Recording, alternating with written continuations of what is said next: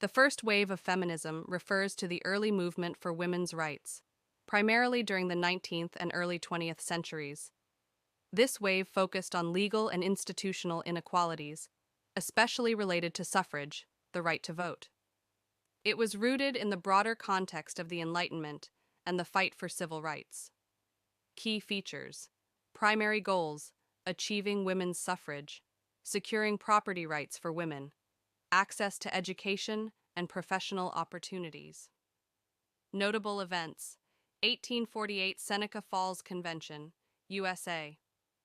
Organized by Elizabeth Cady Stanton and Lucretia Mott, it was the first women's rights convention. The Declaration of Sentiments was drafted, which modeled itself after the Declaration of Independence, demanding equal rights for women.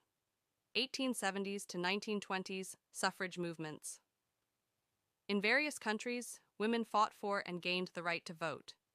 New Zealand was the first self-governing country to grant women suffrage in 1893, followed by others like the US in 1920, 19th Amendment, and the UK in 1918, partial suffrage, full in 1928.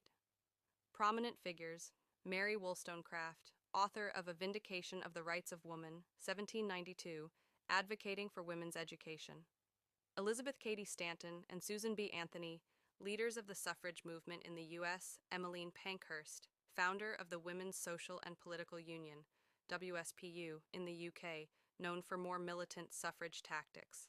Global perspective: while much of the first wave is associated with Western countries, similar movements advocating for women's rights emerged worldwide, including in India, Japan, and other regions during the late 19th century. Criticism and limitations: the first wave often focused on issues faced by white, middle, and upper-class women, excluding the voices and concerns of women of color, working-class women, and those outside Western countries. The first wave paved the way for later feminist movements, particularly the second wave of feminism in the 1960s, which expanded the focus to broader social and cultural inequalities.